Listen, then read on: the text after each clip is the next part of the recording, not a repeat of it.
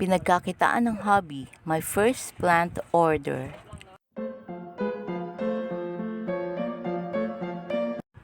Una, yung pagtatanim ko ay hobby lang, pampawala ng stress. Tapos naisip ko, mag-propagate. Nung dumadami na siya ng konti, naisipan ko rin magbenta. Pero mahirap magbenta dito, sa bahay-bahay lang. So naisip ko rin mag-open ako sa Shopee. So nag-register ako sa Shopee as Shopee seller. At yun, nag-start ako magbenta. So ngayon nakaka 3 orders na ako. Tsaka mga simpleng halaman na naman binebenta ko. Pero nakakatuwa lang talaga. Lalo pag napapagkatiwalaan ka na nila.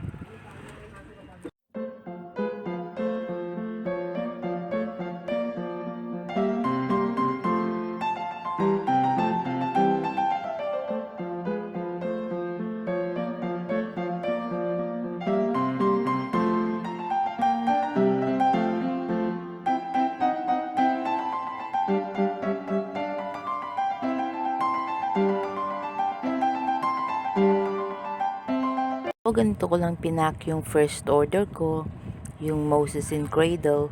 Bali, binalot ko lang sa isang papel. Kung may dyaryo, pwede yun. Tapos sa plastic naman, gumamit lang ako ng ice bag. Tapos, nilagyan ko lang ng tape. Yung sa bandang roots lang.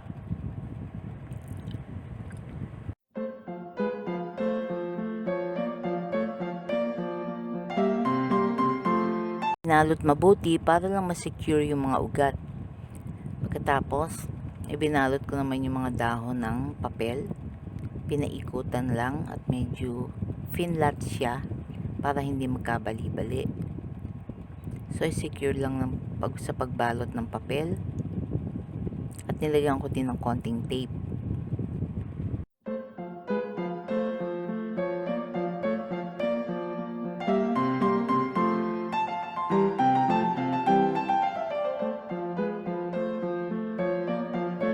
Dalawang klase yung binili kasi ng buyer. So, gumamit ako dito ng karton na tama lang ang sukat. At ang napili ko ay yung may available akong shoebox. Pero pwede rin kayong gumawa ng sarili nyo.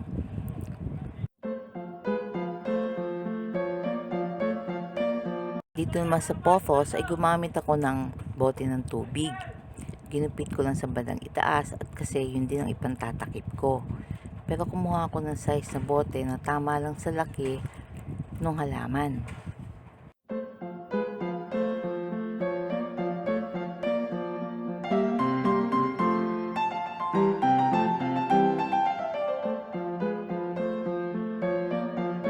Handaan ko lang pinagsama-sama ang mga dahon, pero maingat dahil para hindi mabali.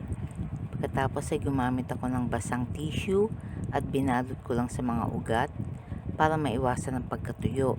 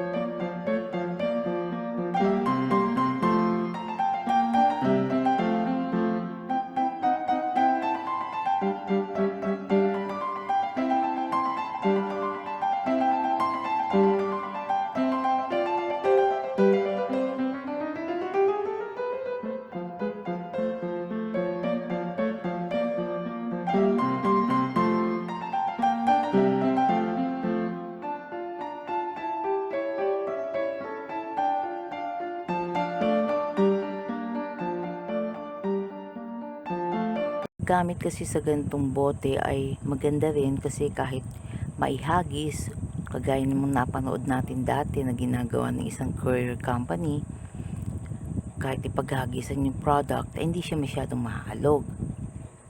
At doon, naiiwasan din ng damage ng item. Inilagay ko lang siya mabuti sa karton at para maiwasan ang paggalaw pa ng items ay nilagyan ko ng mga konting papel. Pagkatapos ay naglagay din ako ng bubble wrap para lang wag gumalaw ang item kahit kalug-kalugin at maiwasan ang pagkasira nito.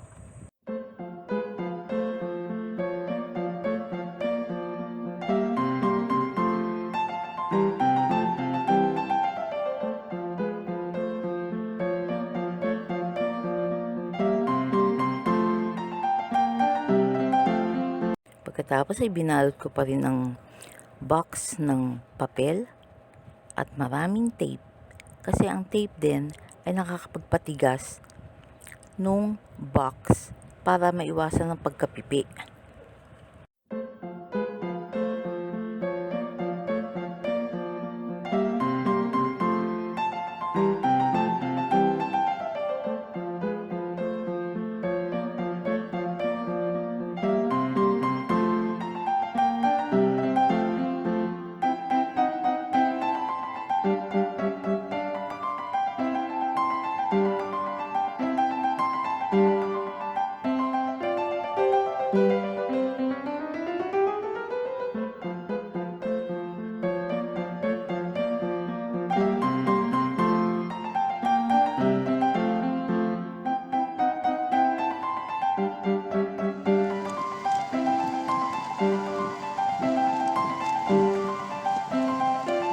Tapos noon ay sinama ko na rin ng waybill at inintay ko lang ang rider para pick upin ang items. Salamat naman at nakarating sa mga buyers ng maayos ang lahat ng items. Buhay na buhay ang mga halaman. Ang sarap ng pakiramdam pag nakaisip ka ng bagong pagkakakitaan. See you on the next video. Thank you for watching.